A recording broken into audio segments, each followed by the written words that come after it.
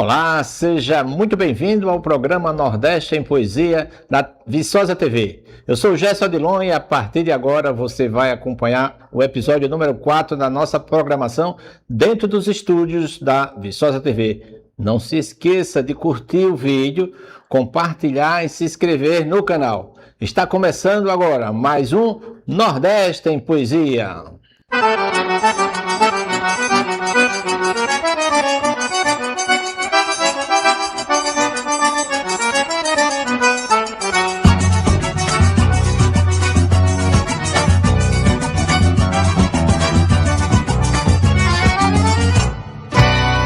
Neste clima, vamos começar hoje com o grande poeta Jansen Filho de Monteiro da Paraíba, Não Sei.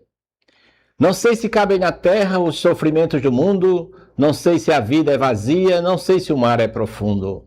Não sei como a planta aceita a mensagem da neblina, não sei se a aurora começa quando a escuridão termina.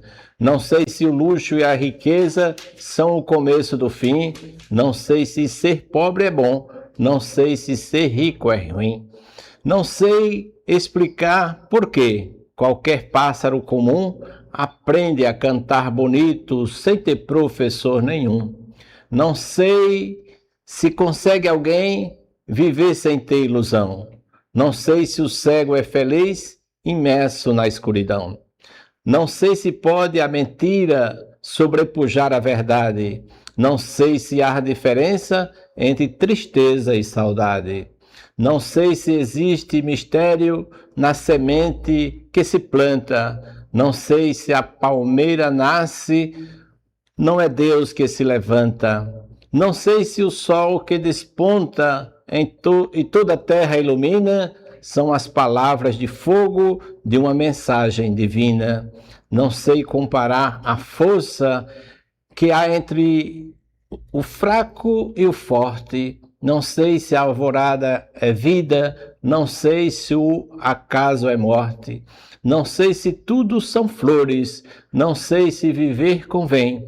Só sei que morro de amores por você e mais ninguém. E agora, depois desses belíssimos versos do poeta Jansen Filho, Não Sei, vamos àquilo que a gente sabe. Vamos ao nosso comercial.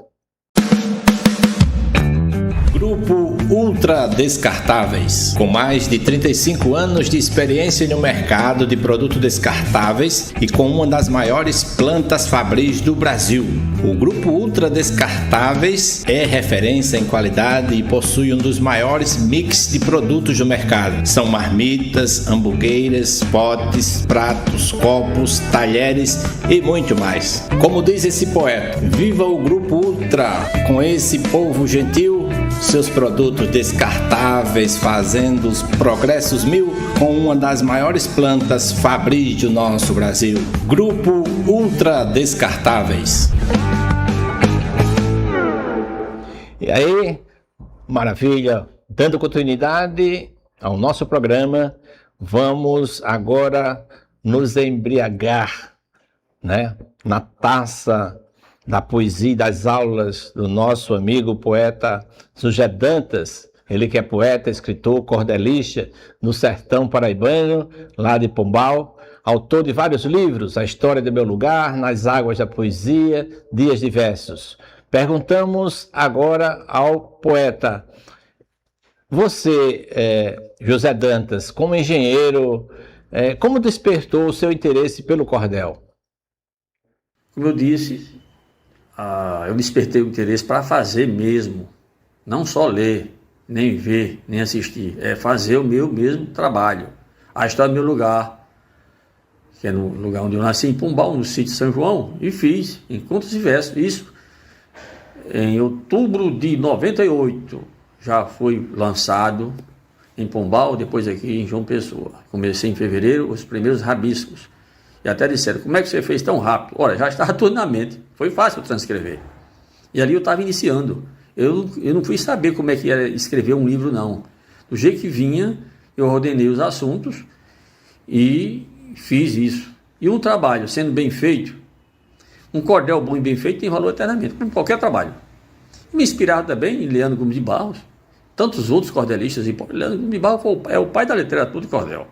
Se naquela época, no século passado, há mais de 100 anos, ele já, né, começou a escrever tudo isso e com qualidade, e hoje tem um valor, é uma referência nacional e internacional.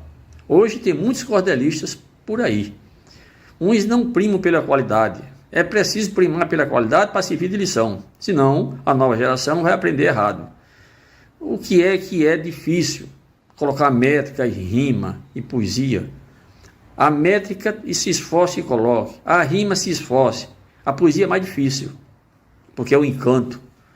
Isso sim, é o mais difícil. Mas o mais simples a pessoa não colocar, aí tenha paciência porque não está bem afeito, não tem talento ainda, embora ele admire. Então, para exercitar e fazer e servir de exemplo, isso deixa a desejar. É melhor ter o cuidado para poder ensinar as novas gerações a aprender o que é certo. Continuamos ainda com a seguinte pergunta.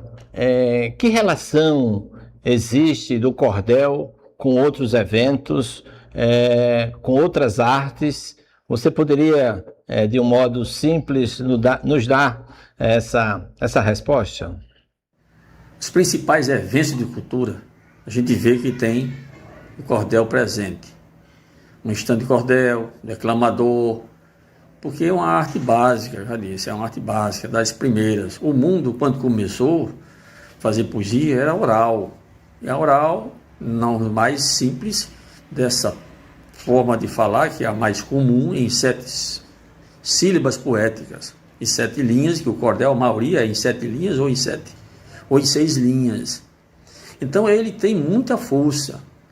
E qualquer assunto do mundo pode ser retratado em cordel.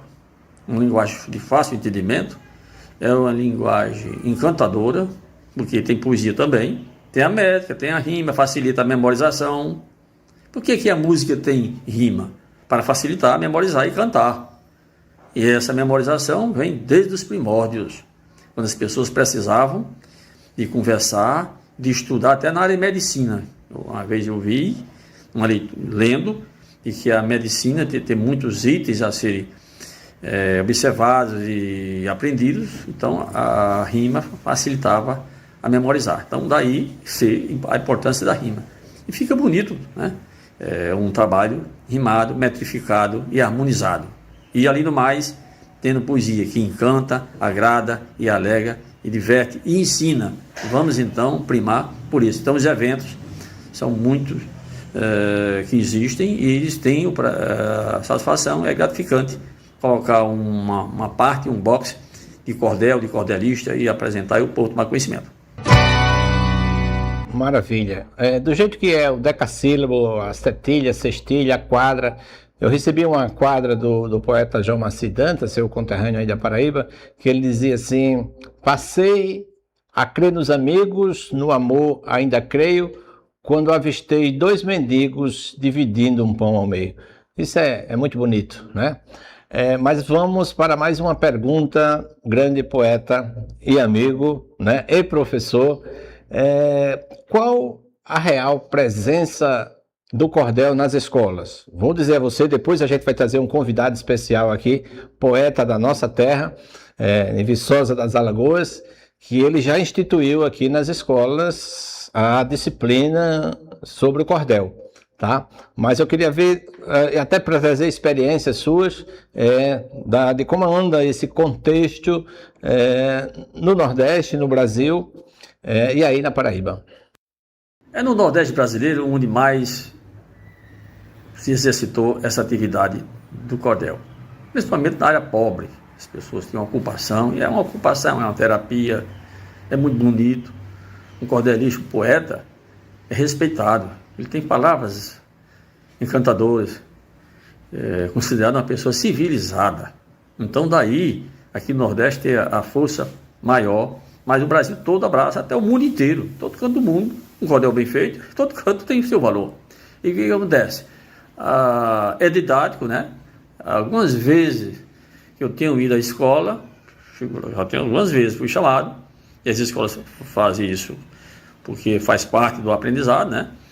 E a criançada jovem, eu pergunto, quem quer tirar 10? Todo mundo. Quem quer passar no vestibular? Todo mundo. Quem quer passar no concurso? Todo mundo. Aí eu pergunto, quem tem uma arte qualquer que você tenha? Aí é uns 10, olha, uns 20 a 30% que tem, levanta a mão. Eu disse, olha, aqui é cordel, pode ser música, pode ser artesanato e vários outros talentos que existem. Qualquer pessoa que tem um talento, ele já tem que é dado pelo Criador, ele já zela pelo que vai fazer.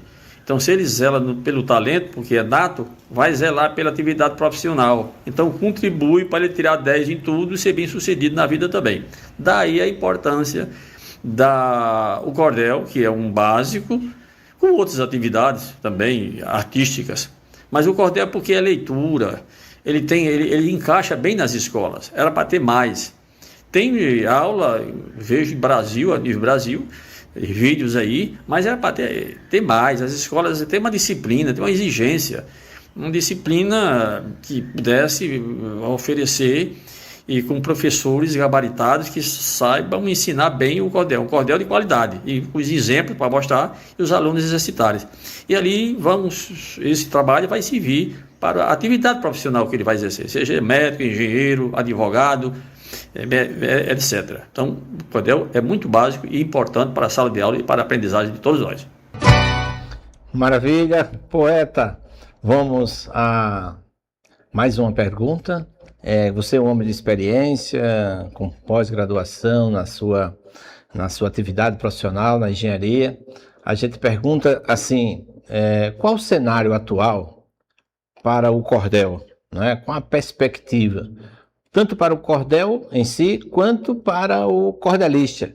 Nós temos certeza que, se forem abertas escolas com essa disciplina e essa juventude começar realmente a fazer esse diferencial, nós vamos ter, assim, resultados extraordinários, tá? Então, o cordel e o cordelista, quais os espaços que eles podem ter nessa contextualização?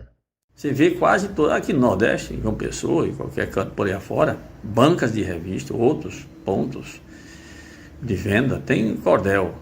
Então tem cordel, tem muitos cordelistas. Agora resta saber a qualidade. A quantidade tem até razoável, agora e a qualidade, aí sim. Porque tem muitas pessoas que vão escrever, e rima por rimar, a métrica não está nem muito aí. Mas uma pessoa com responsabilidade, que eu, por exemplo, cada vez mais tenho cuidado. Muito mais do que antes, há 5 anos, 5 anos para trás, de fazer uma estrofe, porque aquilo ali vai ficar na história. Se fizer mal feito, vai servir de, talvez, a pessoa nem leia mais, ou vai ler o cordel. As primeiras palavras, as primeiras versos são mal feitos, a pessoa despreza, aí mancha a arte, mancha o cordel. E mancha a poesia. A poesia não merece isso. A poesia, ela não tem fim. O nível de grandeza de poesia não tem fim. Ela é infinita. A grandeza é infinita. É como aquela pergunta que faz o artesão: essa é a melhor arte? O artesão respondeu: está para nascer. Quer dizer, não sai, a melhor não nasce, não se termina nunca, porque ele é sem fim. Daí, o cordel é preciso que tenha qualidade. E a quantidade até que tem pode ser maior, e a qualidade é que é preciso a gente ter cuidado nisso. Às vezes tem um cordel assim, sobre assunto jocoso ou engraçado, as pessoas vão ler ali só pelo assunto, mas às vezes não tem a métrica é importante, até serve para cantar. Sem a métrica, como é que o canto é desenvolvido? Uma composição, ela precisa de métrica. Então, um cordel metrificado, bem feito, com conteúdo poético, ele serve de exemplo. Pode colocar infinitas melodias naquele cordel, naquele tema que ele está abordando, e assim é a necessidade de a gente ter maior qualidade. Eu noto isso e eu acho que as pessoas têm notado isso também.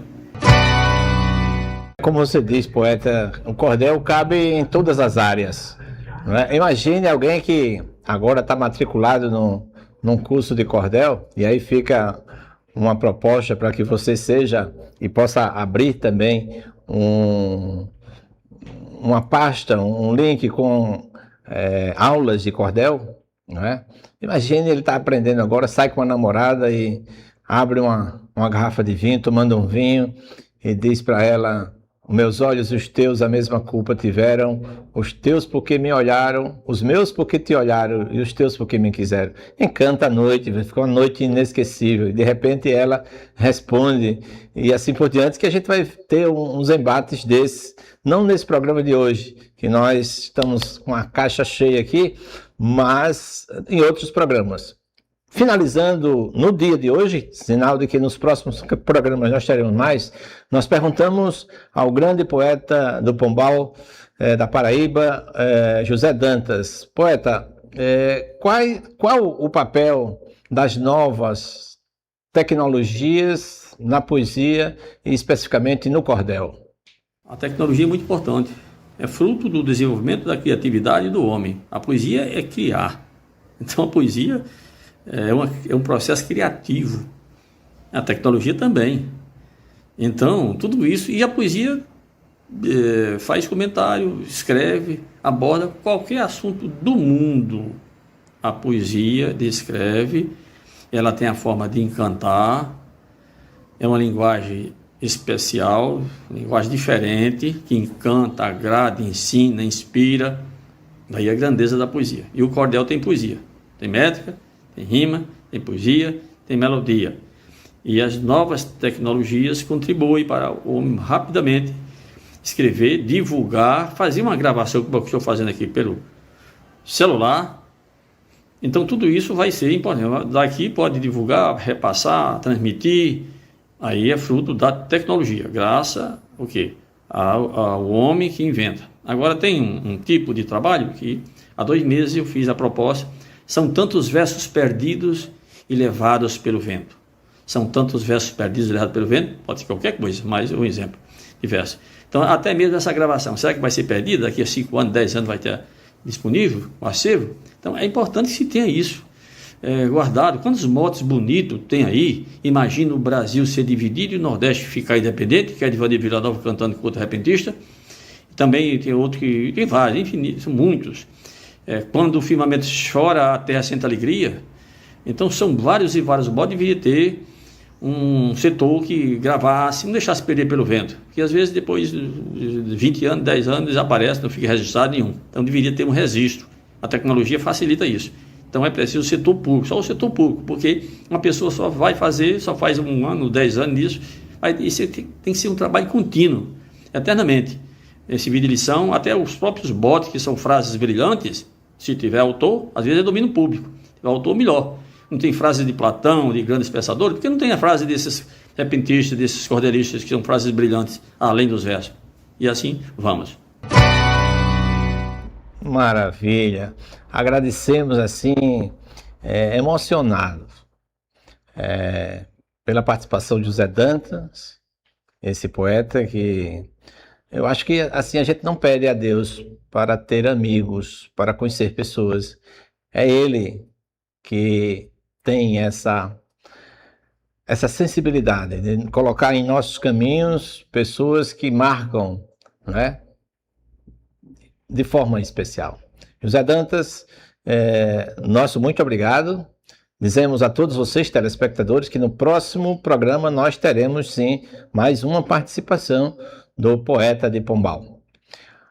Trazemos aqui um verso, dando continuidade a essa sensibilidade pelo cordel, do poeta Manel Chudu, que disse: outro dia eu me achava tão doente, quando vinha da cidade para o campo, com bexiga, papeira, com sarampo, com maleita, com tosse e dor de dente. Na vida tal qual um penitente me deitava na cama de bambus. A comida era sumo de mastruz, tinha sede, mas água não bebia. Com todo o sofrimento ainda dizia: seja feita a vontade de Jesus. Isso mexe muito com a gente, né? O poeta viçosense Apolônio Belo, ele disse certa vez: a velhice parece um calabouço, a mocidade é um jardim de rosas. As esperanças são tão esperançosas que só cabem no homem enquanto é moço. Ele sendo sadio de carne e osso, sendo assim, sente gosto de viver. Não existe quem queira envelhecer, envelhece, mas é contra a vontade. Se o dinheiro comprasse a mocidade, eu pretendia ser jovem até morrer. Neste clima de poesia, o nosso programa, o Nordeste em Poesia, tomando conhecimento da morte de um grande poeta, que também, assim como outros colegas, nos conhecemos através da tecnologia, das mensagens de WhatsApp, partiu para o céu Gaudete Bandeira. Eu fiz umas 10 estrofes para ele, mas nós vamos mostrar isso em outros programas. Nós vamos trazer aqui, inicialmente, ele que é o autor do poema O Plantador de Milho, e ele mandou para mim essa mensagem, ele declamando numa festa. E eu queria não ficar comigo, mas mostrar para vocês, telespectadores, a beleza do poema O Plantador de Milho, com o autor Gaudete Bandeira. Sou eu, caboclo da roça, criado dentro da mata. Nunca calcei um sapato, nunca usei uma gravata. Moro perto da cidade, mas pra falar a verdade, só vou lá de feira em feira, ou quando há precisão de batizar um pagão ou buscar uma parteira. No dia que eu registrei o meu filhinho mais novo, Luiz estava nervoso, falando no meio do povo, me chamou de maltrapilho, sujo, plantador de milho, e disse mais uma piada, dessas que a boca não cabe, matuto pobre só sabe fazer menino mais nada. O juiz não tinha filhos que enfeitassem sua vida, eu conheci a história e fui direto na ferida. O senhor está zangado, tem 10 anos de casado e a mulher não tem um filho? A sua comida fina não contém a vitamina e a massa do milho. A minha família é grande, 10 filhos e a mulher. Sua família é pequena, mas é porque você quer. A sua mulher de broma, quase todo dia toma anticoncepcional, lhe vicia nas novelas, dorme tarde, faz tabela, se esquece do principal. Ouvi o senhor dizer que está gastando por mês mais de 10 salários mínimos só com perfume francês. Diz que a vida é uma bomba, que foi não foi, leva tromba com mercadoria falsa. Comprar perfume estrangeiro é para quem possui dinheiro nos 4 bolsos da calça. Cara, doutor, lá em casa ninguém se conversa em luxo. Afora uma simples roupa, o resto é encher o bucho. Não acostumei meu povo a exigir sapato novo para as festas de São João. Ao invés de um colar de ouro, compra a rabada de um touro para se comer um pirão. Lá ninguém fala em perfume. O que há na minha casa é cheiro de carne assada pingando em cima da brasa. Minha cabocla Maria, gorda, disposta, sabia, para toda vez que eu quiser botar fogo na manteiga, e para isso a minha nega é mulher sendo mulher. Como é galinha caipira e não galeto de granja, ao invés de Coca-Cola eu tomo suco de laranja com rapadura de mel. E escute aqui, bacharel, conversa logo, me atrasa. Quer ver a mulher ter filho? Bota um plantador de milho para dormir na tua casa. Oh, meu Deus do céu, já dá vontade de chorar. Eu sou muito emotivo, assim, e principalmente em saber que esse homem nos deixou.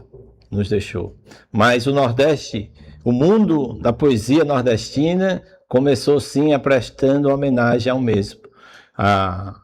Vem uma coletânea de poesias para ele, e com esse mote,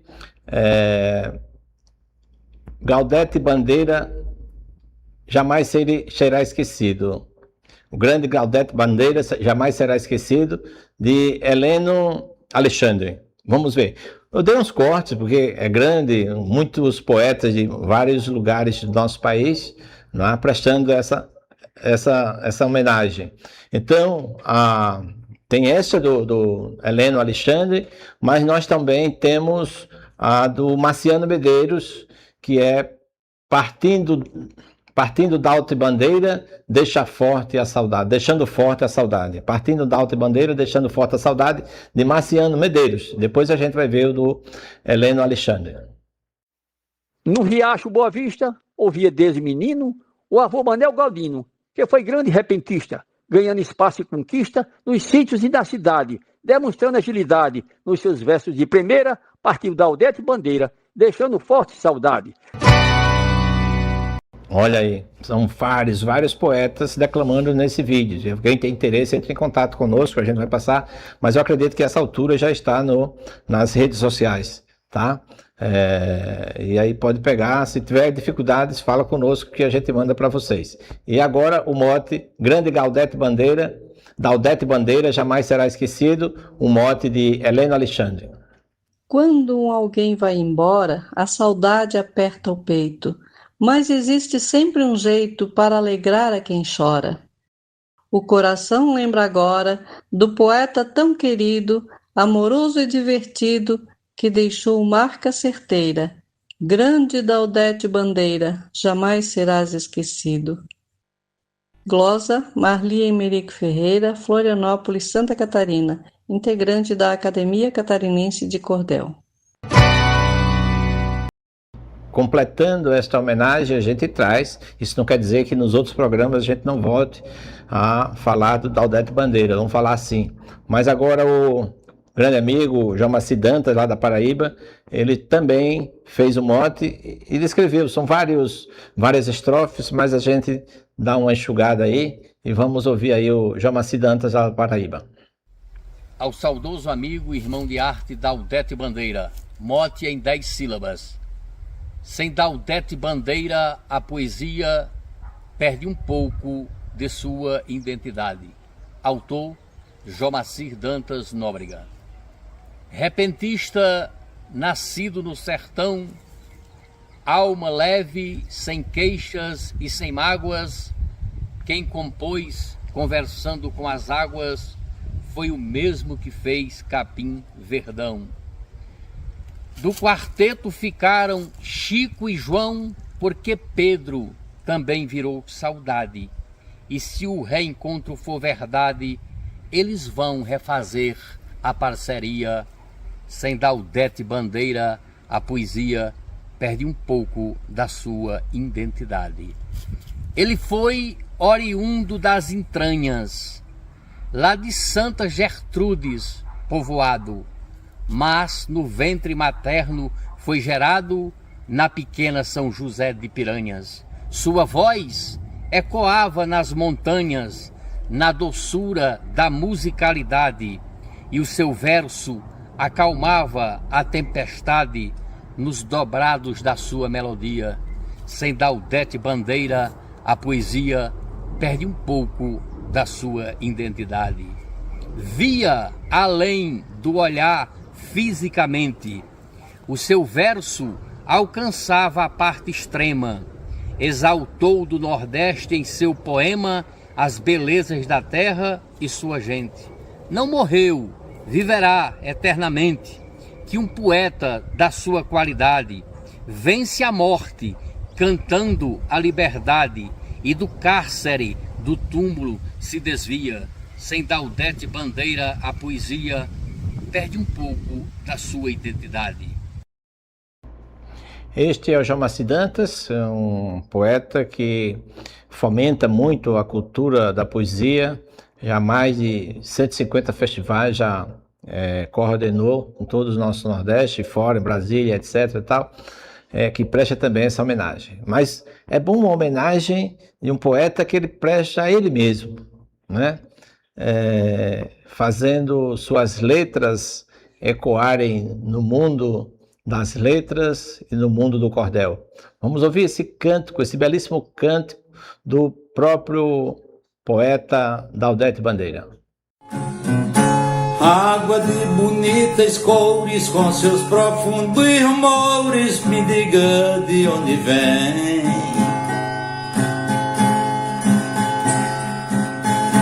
Nessa via tortuosa, cada curva perigosa, solitária e espinhosa, mas sei que você quer bem.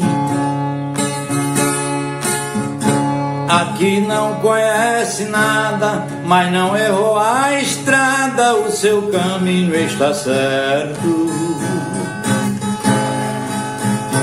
E já que você não erra, me diga se viu na serra uma casinha de terra, inspiração do deserto.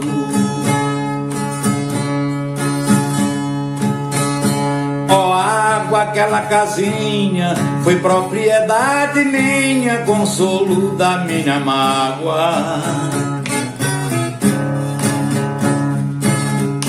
Hoje vivo na cidade, soluçando de saudade, e por curiosidade venho perguntar a água.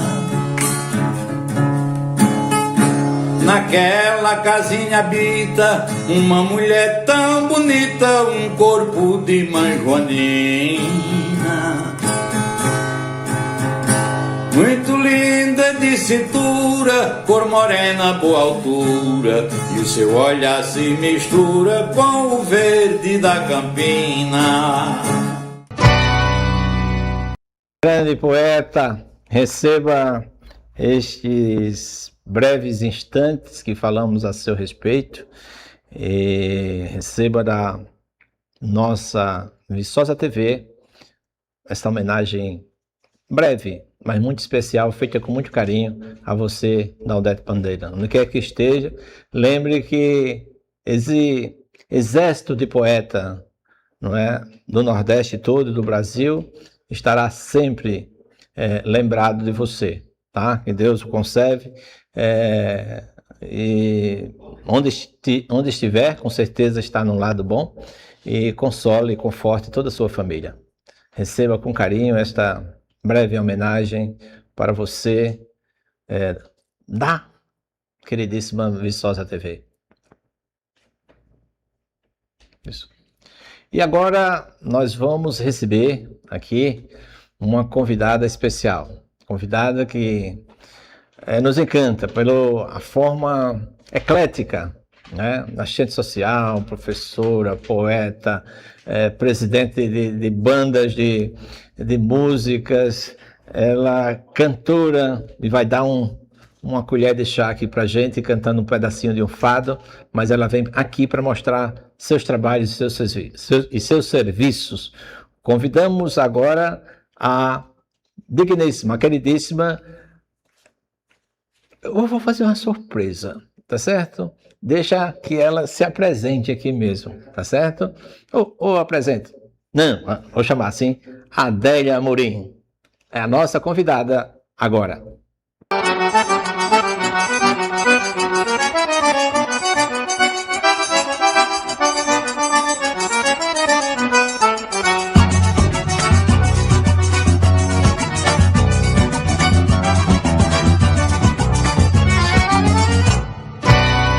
E aí, como prometido, nós estamos trazendo aqui a poeta, que é assistente social, cordelista, cantora de fado, cantora do forró nordestino. Vai dar até um pequeno... Uma palhinha aqui para nós. Adélia Amorim Magalhães, nossa convidada especial. Adélia, muitíssimo obrigado por estar aqui e aceitar esse convite de nos prestigiar no programa O Nordeste em Poesia. Pois é, Viçosa, aqui estamos nós, mais uma vez, cumprindo uma edição do programa Nordeste em Poesia, sob o comando do nosso grande amigo Gerson Odilon. Os nossos telespectadores ficam inquietos, sabendo Adélia Amorim, alagoana, da Gema, nascida em que cidade? Ah, sim. Eu nasci em Anadia, na cidade de Anadia. Tive as primeiras letras, né? Fui alfabetizada pela própria minha mãe, que era professora do Grupo Escolar Rui Barbosa, em Anadia.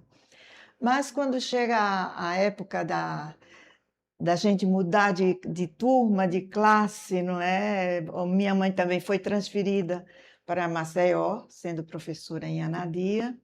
E aí os meus irmãos, que éramos 5, precisaram prosseguir com os estudos. E nós viemos morar em Maceió. Mas a minha infância, a minha adolescência foi cumprida toda em Marechal Deodoro, onde meus avós viviam, né? Até o final mesmo. E ainda hoje eu continuo utilizando com muito amor a casa de minha avó, em Marechal Deodoro. A escolha da sua profissão, assistente social, não é isso? Assistente social de profissão. Onde é que você encontrou elementos, que ventos sopraram para a escolha dessa profissão? Serviço social, como a gente sabe, faz parte da saúde, não é? E da convivência social. E eu me dei muito bem na minha profissão, trabalhei na antiga LBA, que foi extinta, e por conta da sua extinção, trabalhei lá há mais de 20 anos, e por conta da sua extinção, eu fui remanejada para a UFAL, Sim. né? A Universidade Federal de Alagoas. E lá eu concluí o meu percurso, né? Fui aposentada lá, fiz parte do programa de idosos, que muito me alegra e que hoje faço parte ainda, né? Nós temos grupos de idosos por toda a cidade, e eu, como sou muito envolvida com as artes, de uma maneira geral, como você mesmo me disse, eu sou eclética, engraçada. Minha mãe, quando eu me metia a fazer as coisas, que eu sou meio amostrada, minha mãe dizia assim, minha filha, quem se mete a fazer muita coisa, não faz nada bem feito. Procure se firmar num ponto ou no outro, numa tendência ou noutra, para não embaralhar as coisas. Mas a arte vive, né, dentro da gente. Eu comecei a dizer poemas desde criança, quando ela mesma me fazia os versos, as poesias, e me botava numa mesa para ficar mais alta, e a minha plateia eram os pais, os irmãos e algum tio que tivesse por perto. E eu ficava toda ancha, declamando meus versos. E aí nasceu e continuou essa vontade de prosseguir na poesia e na música. E eu, paralelamente, faço isso desde esse tempo. Morar em Marechal Deodoro fez uma diferença nessa vida artística? Não morar exatamente, né? Mas Marechal Deodoro é o meu ponto de ida e volta, o meu ponto fixo. Eu vou lá e cá, porque por conta do trabalho e das minhas obrigações com a academia, com grupos de idosos, de adolescentes, de crianças especiais. Então, tudo isso eu me envolvo pela minha profissão. E o seu amor pelo cordel? Começa O quando? amor pelo cordel é desde criança. Eu tinha um vizinho chamado Seu Pedro da Esperança. Olha, Seu Pedro da Esperança, que nome lindo. Ele ficava na janelinha da casa dele e de lá declamava os poemas enormes, os cordéis enormes, cantando em verso. E eu já aí me apaixonei pelo cordel. Enveredei pelo lado da poesia memorialista, porque eu sou muito ligada às coisas que nós vivemos, ao nosso passado. Então, eu sou considerada como uma memorialista.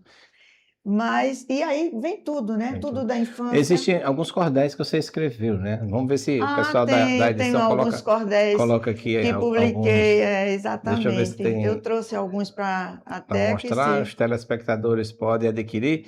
Esse aí é um dia lá no sertão, não é isso? É, um dia lá no sertão. Maravilha. O que sertão... Sertão foi exatamente em Batalha. Batalha. Eu, há poucos meses, fui à casa de um irmão meu e sobrinho, que mora em Batalha, e a gente passou o dia, eu adorei. Passei o final de semana lá e à noite a gente sentou embaixo de uma cajazeira muito linda e eu escrevi na própria noite. Quando a gente terminou de cantarolar, eram 2h da manhã, e eu, ao invés de ir para a cama, eu fui para o papel e escrevi esse cordel Um Dia Lá no Sertão. É muito interessante. Tem um outro aí, vamos ver. Pode mudar? A Procissão de Nossa Senhora da Piedade. A Procissão de Nossa Senhora da Piedade. É outra ligação de fé que eu tenho com a Anadia. Todos os anos eu vou à procissão de Nossa Senhora da Piedade, que acontece no dia 2 de fevereiro, e já vou antes, porque eu acompanho a novena e tudo mais. Esse dons, talentos, né? Deixa eu... Sim. E aí eu escrevi, o grande Emanuel Fay, nosso poeta, ele escreveu 2 de fevereiro, a festa de Nossa Senhora da Piedade. Eu escrevi a procissão. Quando Emanuel Fay, no seu poema famoso, ele diz, até para o ano, se Deus quiser, a festa acabou. Aí eu entro com a minha. Não, doutor Fay, a festa não acabou. A procissão vai começar. Aí foi quando eu escrevi a procissão de Nossa Senhora da Piedade, 2 de fevereiro. O seguinte é o Coisas Nossas, né? Coisas Nossas. Coisas Nossas aconteceu interessante, eu vi no Zap um concurso de poesia feito lá em Pilar, e eu aí me arvorei a fazer um cordel. E escrevi Coisas Nossas, porque eles dão o tema. O tema era esse. Dons, talentos e inspirações em Alagoas não falta, não. E eu aí escrevi Coisas Nossas, falo do artesanato, da cultura popular. Esse aqui é um amigo nosso e primo, Benivaldo. Ele é muito interessante e gosta também de fazer poesia. Pesca todas as manhãs em Marechal Deodoro. Ele sai para pescar e se afeiçoou às garças, que as garças pousam na canoa dele, ele dá os peixinhos, conversa com elas, é uma coisa mais linda. E eu aí, essa história conta, em poucas palavras vou dizer, essa história remonta porque foi o aniversário de um sobrinho, e ele ficou aperreado. Meu Deus, o que é que eu dou para o meu sobrinho? Eu não preparei nada, o que é que eu faço? Era o horário da missa. Ele disse, primeiro eu vou assistir a missa de São João, que a capelinha fica junto da casa. Vou primeiro assistir a missa de São João. Quando ele entrou na capelinha para assistir a missa, passou uma mocinha com uma rifa. Aí disse, seu Benivaldo, tira aqui essa rifa. Ele, com o maior prazer, minha filha. Aí estava rezando, deixou lá o sacrário perto e veio comprar o bilhete da rifa. Para surpresa dele, quando chega no final da missa, que o padre anuncia, aí puxa o nome dele. Quem foi que ganhou a rifa? Benivaldo Peixoto. Aí ele, puxa vida, que coisa boa. O que foi que eu ganhei, seu padre? Diga logo aí, porque eu já quero dar o presente para o meu sobrinho que está aniversariando hoje. Sim. O Airon. Aí o padre disse, meu filho, você ganhou uma cana. Ele disse, uma cana, seu padre? Como é que eu faço agora com essa cana? Mas é uma cana especial, é uma cana enorme, o senhor não vai nem poder andar com ela sozinho, tem que arrumar aí uma frota para carregar essa cana. Aí apresentou a cana, 5,70 metros. Uma cana de chupar, de fazer caldo de cana. Quase 6 metros a cana, um negócio inacreditável. Cana plantada no quintal, né? Quem plantou foi a Teca, plantou a cana no quintal, e quando o padre trouxe, uma beleza. Se contasse com as palhas, ia dar quase 10 metros. Mas era uma cana de 5 metros, mais de 5,5 metros. Maravilha. E eu aí escrevi Benivaldo e uma certa cana. É interessante também esse cordel. Maravilha. Tem um outro, né? Tem um bocado. Esse foi muito engraçado. A viagem de um rumeiro e o dia em que o velho perdeu as botas. Esse conta a história do meu irmão, que é agrônomo, fazendeiro, mora na fazenda, e todos os anos ele leva o pessoal, os moradores, para essa viagem do Padrinho Cício, que já fez acho que 10 ou 12 viagens assim, anualmente. E nessa viagem aconteceu interessante porque estava uma seca muito grande naquela região e ele pediu muito que chovesse, pediu ao Padrinho Cício que mandasse chuva, que ele ia para lá e ia pagar a promessa, cheio de fé. E foi com esse grupo. A mulher dele não foi nessa ocasião. Quando ele chegou lá, que começou a fazer todo o ritual, toda aquela programação com o pessoal que ele tinha levado, ele prometeu que estava rezando e fazendo Aí recebe uma ligação, a mulher dele dizendo: Tonho, você não sabe o que aconteceu. O nome dele é Antônio Lisboa. Tonho, você não sabe o que aconteceu. Caiu um pé d'água aqui, um toró, que foi tão pesado que encheu o açude, que o açude transbordou. Foi coisa de Padrinho Cício mesmo. Pronto, aí foi o que deu, né? Ele ficou feliz da vida e... Quer deixar o resto para quem comprar o eu livro? vou deixar o resto para quem comprar o cordel, é muito interessante. Existe um poema, Confissão de Caboclo, de Zé da Luz, já vi você declamando. Você nos dá o direito de, mais uma vez, declamar para nós, para nossos telespectadores, aqueles que nos acompanham aí.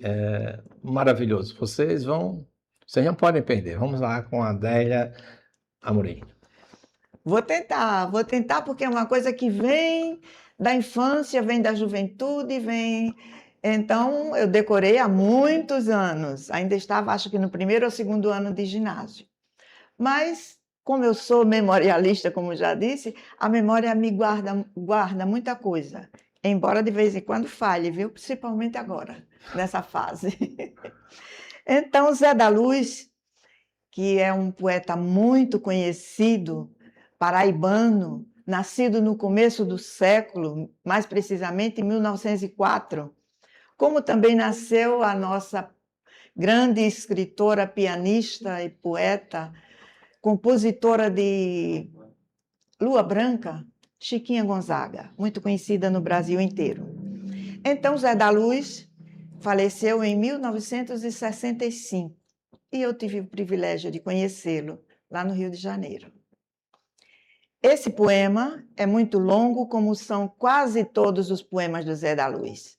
Muito longos, históricos, porque ele aproveita o fato e transforma e conta aquela história maravilhosa, toda no seu linguajar matuto, bem autêntico, como é o nosso nordestino, o linguajar do nosso nordestino. Eu aí vou tentar dizer para vocês Confissão de Caboclo. Vamos lá, Gerson? Vamos lá. Vamos lá. Suas ordens. Seu doutor, sou criminoso. Sou criminoso de morte e estou aqui para me entregar. Você fique sabendo que quando a mulher traz a sorte da traiçoar ao esposo, só presta para se matar. Nunca pensei, seu doutor, que a mão negra do destino mergulhasse a minha mão no sangue dos assassinos. Vou lhe pedir um favor, antes de vossa mercê me botar daqui para fora. É a licença do doutor para eu lhe contar a minha história.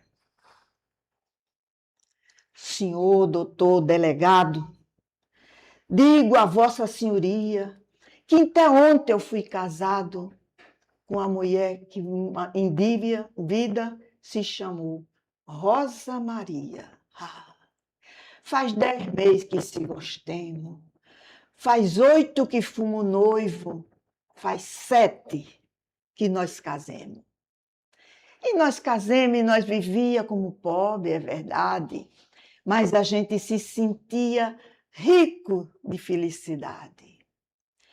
As bandas que nós morava, no lugar chão da Cutia, morava também um cabra chamado Chico Faria.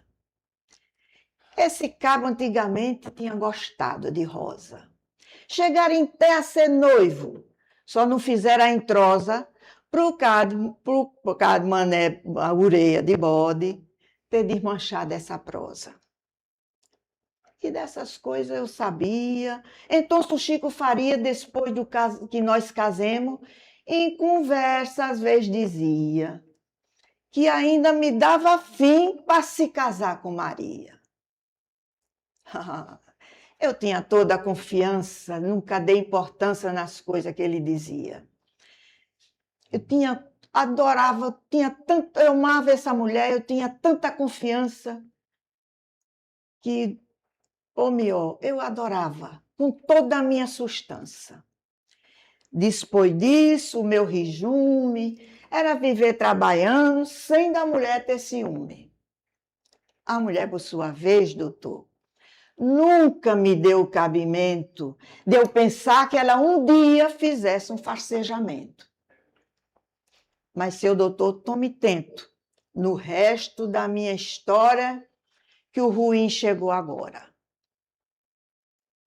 Se não me falta a memória, já faz assim uns 3 meses, que o cabra Chico Faria, todo prosa, todo ancho, quase sempre, mais das vezes, a visitava meu rancho. Por ali, desconfiado, como quem quer e não quer, eu fui vendo que o marvado tentava a minha mulher. Ou tentação, ou engano, eu fui vendo a coisa feia. Pro derradeiro eu já estava com a mosca atrás da orelha. Os tempos foi se passando e o meu arreceamento cada vez foi aumentando. Seu doutor, vai escutando. Ontem, já de tardezinha, meu compadre, o Kim Carruda, o melhor embolador de coco, melhor daquela vaginha. Mestre Dutra é um caboclo, um tocador de primeira, é o embolador de coco melhor daquela rebeira. Então, se Rosa Maria sempre gostou de sambar, mas, porém, de tardezinha, me disse desconfiada que para o samba ela não ia, que estava muito enfadada, precisava se deitar. Eu fiquei desconfiado com a proposta da mulher, a dispor que tomei café, quase puro, sem mistura, com a faca na cintura, eu fui para o samba, fui sambar. Cheguei no samba, doutor. Repara agora o senhor, quem era que estava lá? O cabra Chico Faria, que quando foi me avistando, foi logo me perguntando: cadê a senhora Dona Maria? Não veio não para dançar? Não, senhor, ficou em casa. Para o caboclo respondi. Senti, Antônio, uma brasa queimando meu coração. Nunca mais pude tirar as palavras desse cabra da minha imaginação. Perdi o gosto da festa. E não pude dançar, não. Não dançava, seu doutor. O cabra, por sua vez, não dançava, seu doutor. De vez em quando me olhava com um olhar de traidor. Meia-noite, mais ou menos, ele disse: adeus, que eu já me vou. Quando ele se retirou, eu também me retirei. Atrás dele, sim, senhor. Ele na frente e eu atrás. Se o cabra andava depressa, eu andava muito mais. Noite escura que nem breu. Nem eu avistava o cabra, nem o cabra via eu. Sempre andando, ele na frente e eu atrás. Já nem se escutava mais a voz do fole tocando lá na casa do mestre Duda. A noite estava mais preta que a consciência de Judas. Sempre andando, eu fui vendo, seu doutor, que o marvado ia tomando a direção da minha casa. Minha casa, sim, senhor. Já pertinho, no terreiro, eu me escondi por detrás de um pé de trapiazeiro, abaixadinho, escondido, prendi a suspiração, abri os olhos, o ouvido, para me ouvir e ouvir qual era a sua intenção. O cabra, seu doutor, repare bem, o cabra olhando para trás, do mesmo jeito que faz um ladrão para ver alguém, não tendo visto ninguém, na minha porta bateu. De lá de dentro uma voz, bem baixinha, respondeu. Elantão-se cá de fora, quem está batendo sou eu. Doutor, de repente abriu-se a porta. Aí, seu doutor, nessa hora, a minha esperança estava morta, estava morto o meu amor. E no escuro uma voz falou: tá aqui, seu Chico, essa carta que há tempo tinha escrevido para mandar para adormecer. Por favor, não leia agora. Vá-se embora, que quando chegar em casa tem muito tempo para ler. Quando as minhas oiço viu as palavras que Maria dizia para o desgraçado, eu fiquei amalucado, fiquei quase como um louco, ou melhor, como um caboclo quando está cheio de espírito. De um sarto como um cabrito, eu estava nos pés do cabra. E sem querer dei um grito: miserável! E arranquei a faca da cintura. Aí, doutor, nessa hora, eu vi o Chico Faria na beira da sepultura. Mas o cabra teve sorte. Sempre nessa circunstância os homens fogem da morte. Correu o cabra, doutor, correu. Tão vexado que deixou a carta cair no chão. Dei de garra do papel, amassei na minha mão a honra, doutor. A honra daquela farsa mulher. Dispôs, olhando para a carta, tive pena, pode crer, de não ter prendido a lei, nas letras ali escrevida o que dizia Maria para o marvado traidor. Mas que havera de fazer, se eu nunca prendi a lei? Maria me atraiçoou. Essa mulher que um dia, ajoelhada aos pés do altar, jurou em nome de Deus que enquanto tivesse vida, havera de me honrar e de me amar com todo amor, com o perdão do seu doutor. Quando eu vi o miserável na escurideza da noite, dos meus olhos se esconder, sem deixar nem sombra em pé, entrei para dentro de casa e fui me vingar da mulher. Ah, doutor, que hora minguada.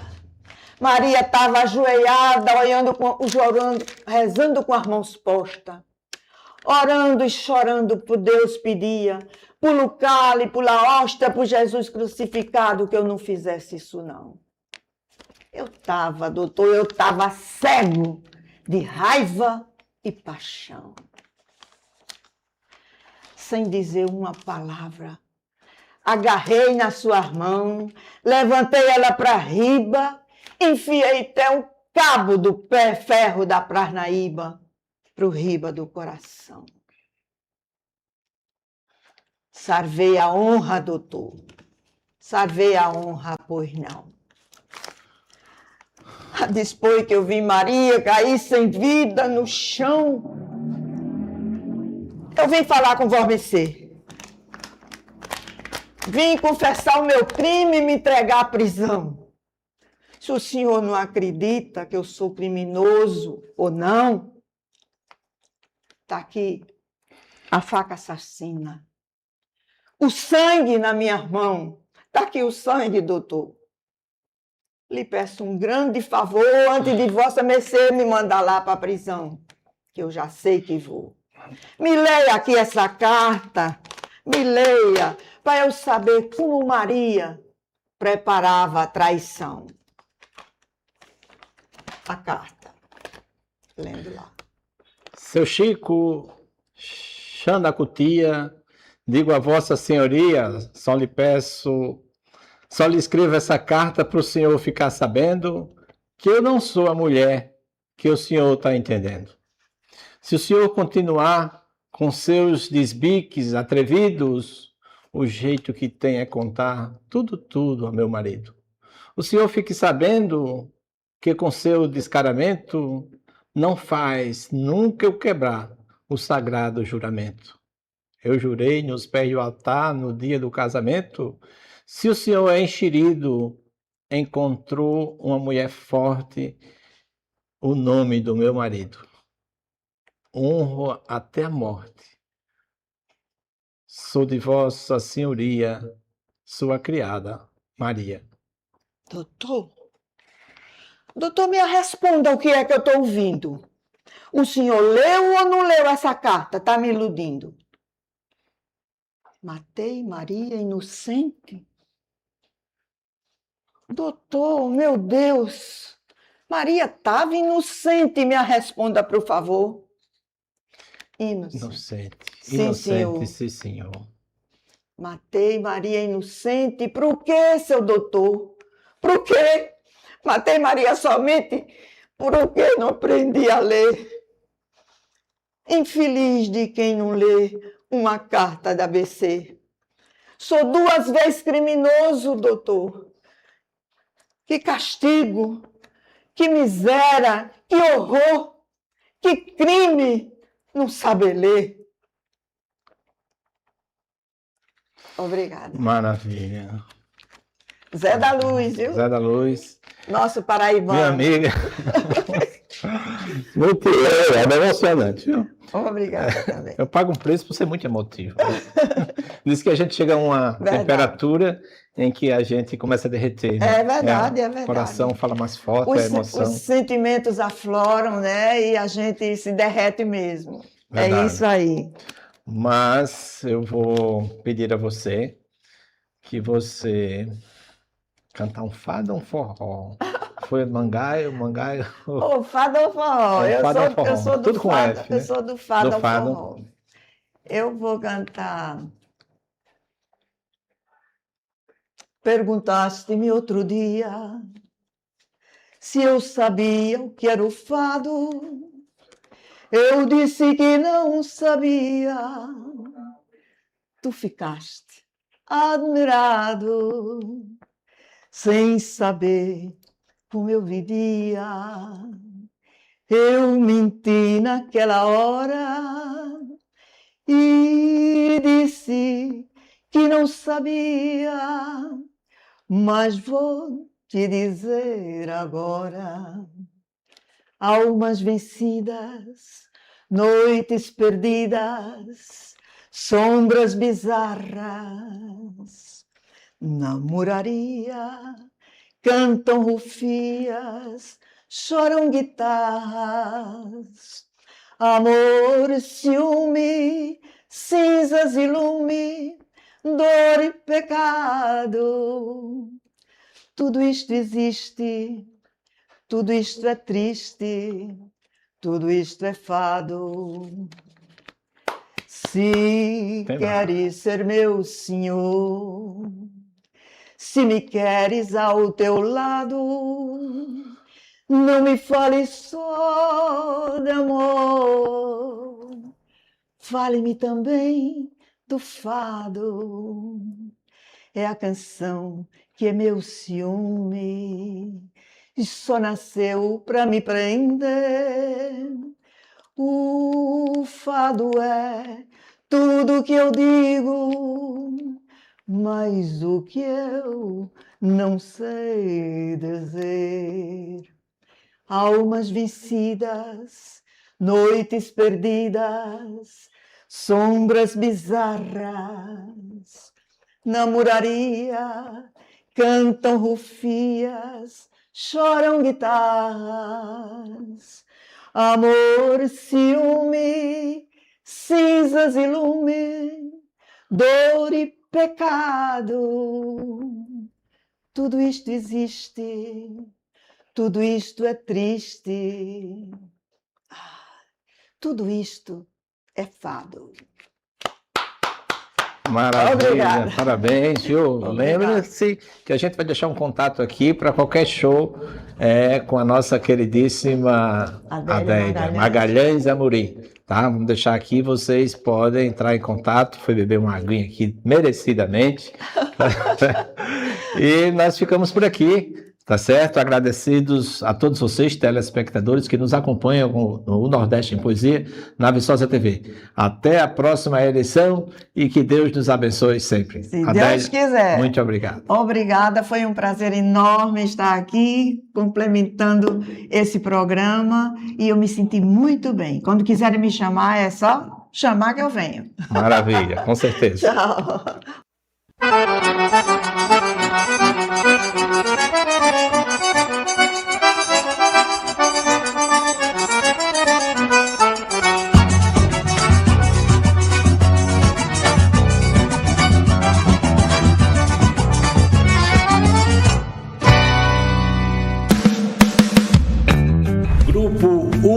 Descartáveis. Com mais de 35 anos de experiência no mercado de produtos descartáveis e com uma das maiores plantas fabris do Brasil, o Grupo Ultra Descartáveis é referência em qualidade e possui um dos maiores mix de produtos do mercado. São marmitas, hamburgueiras, potes, pratos, copos, talheres e muito mais. Como diz esse poeta, viva o Grupo Ultra, com esse povo gentil, seus produtos descartáveis fazendo os progressos mil com uma das maiores plantas fabris do nosso Brasil. Grupo Ultra Descartáveis.